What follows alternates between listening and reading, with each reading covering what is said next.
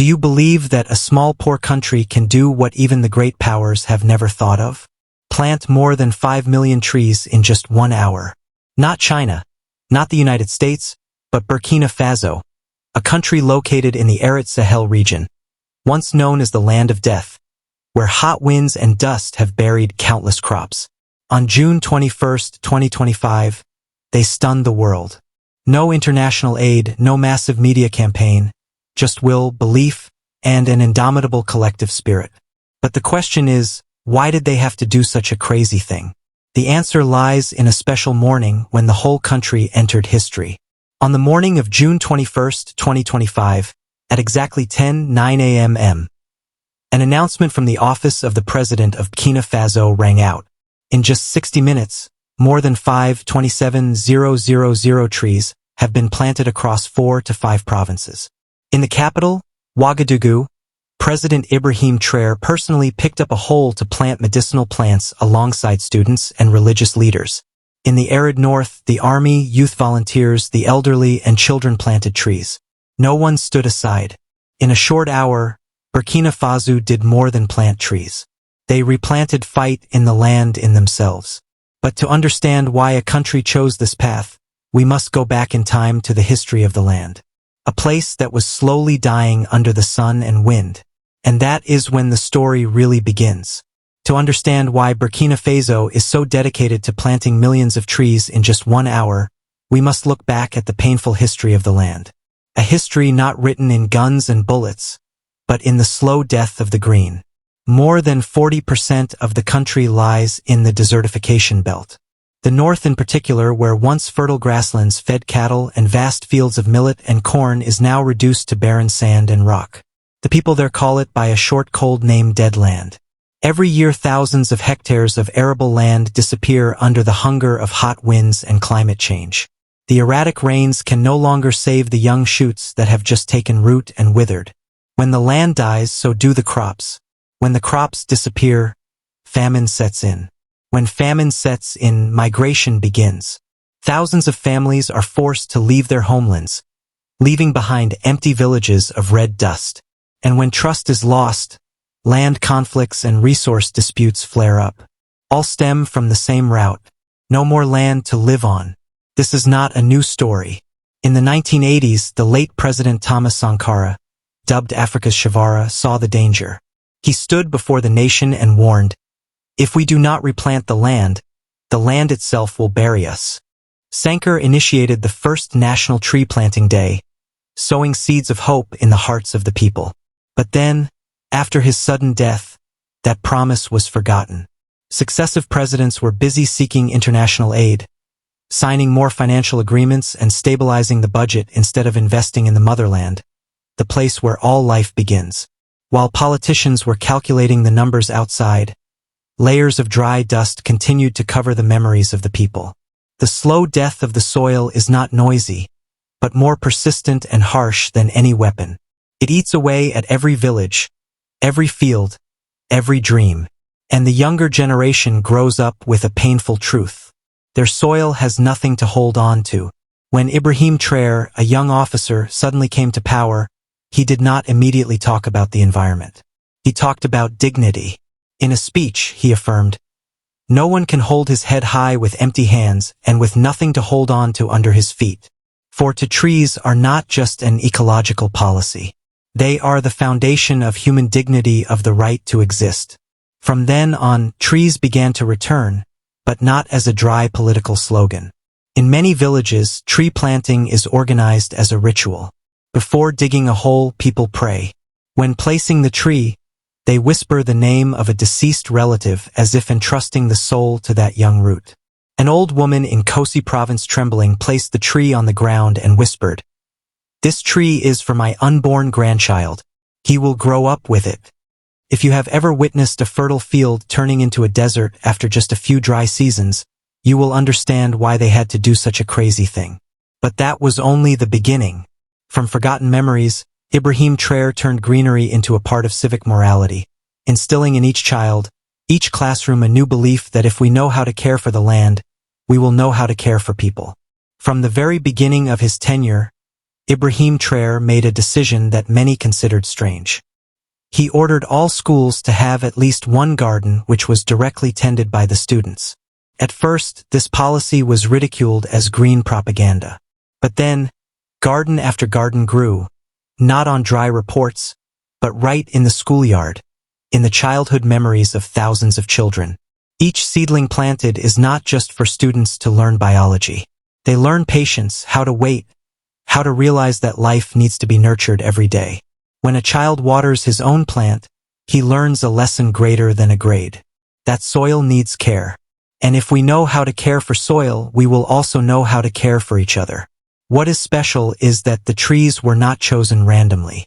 Most of them are indigenous medicinal plants such as morina, neem, bioab that are both anti-erosion and have medicinal value. It is a combination of ecological science and traditional African wisdom. For Traoré, this is not only about restoring the land, but also about restoring a cultural identity that has been forgotten under the shadow of Western aid. Therefore, for the people of Burkina Faso, each tree planted is like a prayer, a link between the past and the future. In many villages before planting a tree, pastors, priests or imams offer prayers. People pray not only for rain but also for each seed to take root.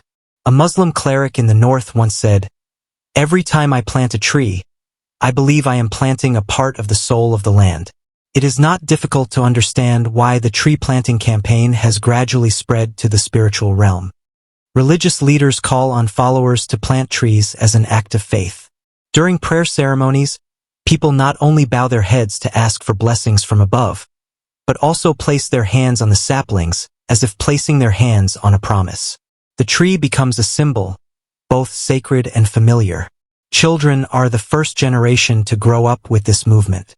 They no longer just learn math and literature, but also learn how to sow seeds, dig holes, and care for a small creature. Each sapling in the schoolyard becomes a companion attached to childhood memories like a school bag or a chalkboard. When a generation grows up with those memories, they will carry with them a deep belief.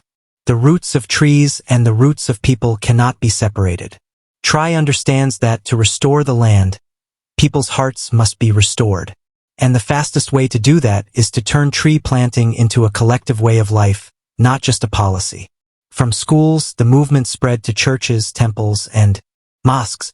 Each community chose its own form, but all aimed at the same meaning, to sow faith in the land. When asked by foreign press, why did you choose trees instead of financial aid? Traoré simply replied, because one day the money will disappear, but the trees will remain. If the world turns its back on your land, will you choose to lament or will you quietly plant branches of hope?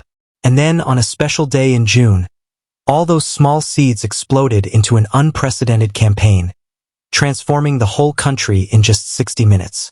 June 21st, 2025, at exactly 9 o'clock, the siren from the national radio sounded, penetrating every street, every village. In the capital square, in remote villages, in schoolyards, in military barracks, millions of people stood up at the same time. In their hands were not weapons, but shovels, hoes, and saplings. No one stood aside. In some province, where the desert had swallowed many crops, young soldiers dug holes in the dry, cracked ground. Children ran everywhere to water the plants. A military doctor took the opportunity to vaccinate children and plant medicinal plants right in front of the medical station. Monks in yellow robes, priests in ceremonial robes, imams in white robes all bent down to the ground, placing seedlings in the hot earth. At that moment, all differences of religion, age, and class disappeared. They were no longer individuals. They are Burkina. The magic lies in the way the campaign is organized. This is not an impromptu action but the result of 2 years of preparation. Since 2023, the government has built a system of community tree planting stations. Each station has an eco-leader, usually a teacher, village chief, or nurse, trained not only in tree care techniques but also in the art of inspiration. These people become the heartbeat of the campaign, keeping the community fire burning. Not only relying on human power, Burkina Faso also cleverly utilizes technology. The Ministry of Environment has created a digital map using the Green Map Faso application to track each sapling after planting. The planting points are marked by satellite, making each sapling part of the national greening map. It's hard to believe that a country with a budget deficit and almost no modern technology could launch such a meticulously coordinated campaign. In those 60 minutes, Burkina Faso didn't just plant trees. They replanted collective hope. Children laughed as they planted seedlings in the ground. Elderly people cried as they saw the first trees grow on land they thought they had lost forever. An entire country in a short moment transformed itself from a place of despair to a symbol of rebirth. If your homeland was parched and you had exactly 1 hour to sow hope, where would you start? But the true power of this campaign was not confined to Burkina Faso's borders.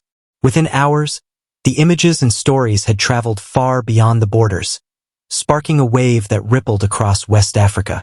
Immediately after the campaign ended, photos and videos from Burkina Faso flooded African social media. From Mali, Ghana to Senegal, people shared the scene of millions of people planting trees together. For them, it was not just an environmental event, but a new symbol of Africa. An Africa that heals itself without waiting for the world to save it. A video only 10 seconds long, but took the internet by storm. A child about 5 years old. His small hands carefully placing a seedling in a hole in the ground, then clasping his hands in a prayer. The clip was shared millions of times. The most prominent comment read, "We used to think freedom comes from politics, but sometimes it comes from the way we cherish a small tree."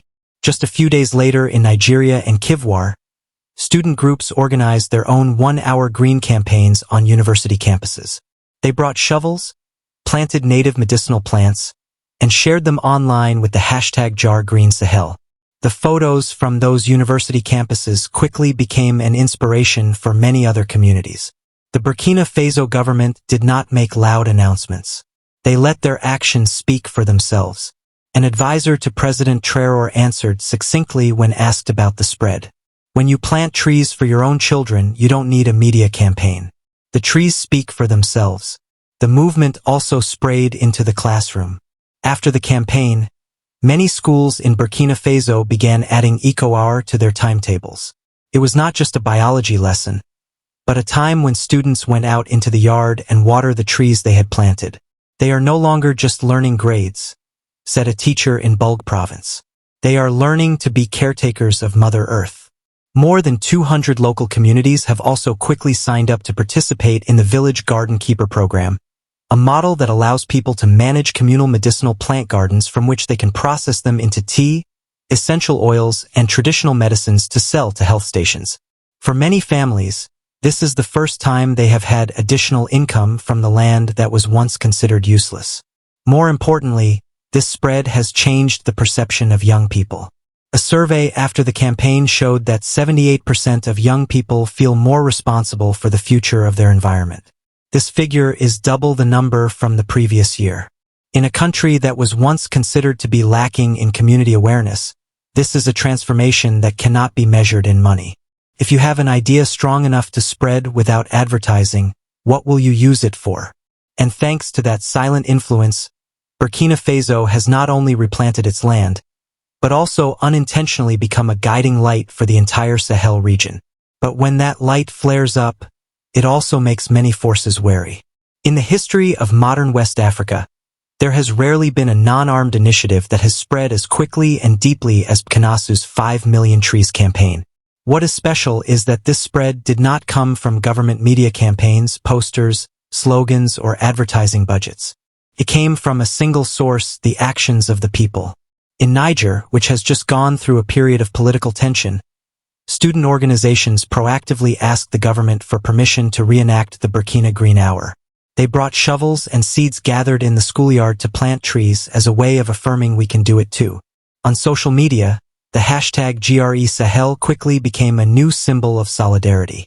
One Neri student wrote, "We said no to weapons, no to aid. Now let's say yes to hope and roots." In Mali, Guinea, and even Senegal, many localities have also begun to directly contact the Burkina Faso Ministry of Environment to learn from its experience. Several provinces in Mali have signed Memorandum of Understanding, hoping to replicate the self-managed medicinal plants model in their communities. On Miei television, a mayor said, "We used to think that only rich countries funded by the West could do great things. Not anymore. Thanks to this initiative, Burkina Faso has unexpectedly become a regional center for ecological knowledge transfer. Experts call this West Africa's first transnational green strategy in which the core is not international aid, but the people's ownership. This is a turning point when the power lies not in the wallet but in the ability to inspire. Many scholars have commented that this event is more important than a military victory, because it proves a simple truth. A small country not as rich in resources, not as politically stable as Senegal, not as populous as Nigeria, can still create a movement that changes the continent. If a small country can inspire the whole region with just one action, how much more do you think we can do if we start together? But while that flame of a hope spreads across the Sahel, on the other side of the ocean, there are eyes watching with caution. While the excitement was palpable across West Africa, on the other side of the ocean, a different reaction was quietly emerging. Not as loud as the Sahel social media, not as fervent as the drum beat in the square. It came from discreet reports behind closed-door meetings of international financial institutions. An internal document in Brussels warned, when African countries design their own solutions, write their own plans and implement them without the need for development partners, the international financial ecosystem will lose its role. In other words, if models like Burkina Faso succeed, billions of dollars in aid and thousands of development programs funded by Europe and the United States will be at risk of becoming redundant. Mainstream media in the West began to take a different tone. They described Burkina Faso's tree planting campaign as propaganda, unrealistic, hard to assess long-term effectiveness. But while they debate, people on the ground are seeing the results every day. A report from an independent environmental organization in Guyana shows that after just 4 months, soil moisture in medicinal plant growing areas increased by an average of 18%. The Burkina Faso Ministry of Health also announced that more than 50% of rural health stations have started using local herbs instead of imported drugs, saving millions of CFA francs each year. Ibrahim Traoré does not proclaim a political doctrine, but his actions outline a new philosophy, what analysts call eco-self-reliance. It is a radical departure from the aid-dependent model. Instead of waiting for money to import drugs, they grow their own medicinal plants. Instead of selling raw materials for foreign currency, they create sustainable value right on their land. And this is what makes money outside forces feel worried. Because if the African people learn to stand on their own 2 feet, from the earth, from the tree, then no one can control them anymore. An African scholar once wrote, "This may be the real path to liberation. Not by blood, not by gun, but by tree, by drop, by seed. If you can cure yourself, feed your family, and protect your land, do you still need someone to give you life?" But in the midst of these resounding successes, an unexpected event occurred. A turn that nearly destroyed the entire campaign and opened up a completely different front, politics. While Burkina Faso was still basking in the joy of the green victory, a shock came. Just 2 weeks after June 21st, a group of former military officials suddenly spoke out. They claimed that the 5 million tree planting campaign was actually just a cover to hide the recruitment of paramilitary militias under the name of the ecological community. A leaked confidential report claimed that during the deployment, thousands of young people were trained in community coordination skills. But according to the accusation, it was not just tree planting training, but also elementary training in logistics and defense, part of the people's defense strategy that President Traoré cherished. The international media immediately joined in. Several major news agencies in Europe and the US ran the headline Burkina Faso, from trees to community militarization. Despite the lack of concrete evidence, international public opinion was quickly drawn into a wave of suspicion. Western embassies in Ouagadougou immediately issued a security alert advising citizens to be vigilant against the risk of political instability. Some of the small amounts of environmental aid that had been allocated to Burkina Faso were immediately frozen. Once hailed as a symbol of hope, the country suddenly became the focus of controversy. Was it greening the country or was it hiding a deeper political strategy? Domestically, the opposition was quick to seize the opportunity. A conservative MP publicly criticized on television, "Behind the pickaxe and the shovel is a political flag. Behind the tree is a plot to concentrate power." Several local radio stations were shut down for broadcasting false information about the number of trees planted. Confidence was shaken. If you planted trees for your homeland but were accused of treason, how would you react? Amid the public uproar, all eyes were on President Traoré. But instead of responding fiercely, he chose a path that few expected. For 7 days, President Ibrahim Traoré remained silent. No press conferences, no interviews. The country held his breath. Some feared he had backed down in the face of international pressure. But then on the 8th day he suddenly appeared. Not in the capital, not on television, but in a remote village in the Kaya region. He did not bring a fancy motorcade. He simply bent down, dug a small hole next to a newly built classroom, and planted a baobab. No speech, no slogan, just a picture of his hands covering the roots of the sapling. The gesture quickly went viral on social media under the hashtag, "The tree is the answer." Soon after, the president's office released a transparency document detailing all community training programs and invited international organizations to directly monitor the tree planting sites. The counterattack gradually quieted the accusations, but more importantly, how people respond. They do not take to the streets to protect the government. They choose another way. Continue planting trees. In many villages, women and children actively organize Independent Tree Hour, planting more trees around schools, around wells. An old woman in Yaga province whispered, "They can doubt the purpose, but they cannot deny the result. The trees are still growing every day." In the context of the fake news and accusations spreading, that silent but persistent action is a form of silent resistance. People understand there are things that do not need to be argued, just proven by action. And those deep-rooted seedlings are the clearest proof. If silence can also become an answer and the tree can be stronger than 1,000 excuses, what will you choose to tell your children 10 years from now about this moment? As the storm of accusations has gradually subsided, only one big question remains. How can this campaign become more than just a memory, but a sustainable ecosystem for the future? When God created us from the dust of the earth, He did not give us weapons or gold. He gave us the responsibility to care for the Garden of Eden. And in Burkina, every hand that digs a hole, every drop of water that waters a plant is not just an environmental act, but a silent prayer. In small classrooms, students are taught that caring for a tree is like caring for life itself. It is a lesson in civic virtue, an education that goes beyond grades. And in churches, priests repeat over and over again, to plant a tree is to care for a gift from God. Ibrahim Traoré is no savior, and the 5 Million Trees campaign is no miracle. But it proves that when a people believe in the soil beneath their feet, when they plant seeds of faith and trust, no force can stop them from regenerating. If you were to choose to plant a tree today, where would you plant it? For whom and for what?